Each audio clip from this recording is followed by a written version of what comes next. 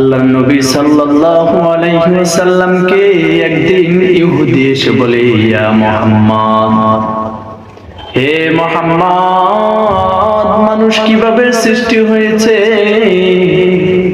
আল্লাহর নবী সাল্লাল্লাহু আলাইহি ওয়াসাল্লামকে যখন প্রশ্ন করলো, ইয়া মুহাম্মদ, মিম্মা ইউখলাকুল ইনসান, মানুষ কিসের থেকে সৃষ্টি হয়েছে?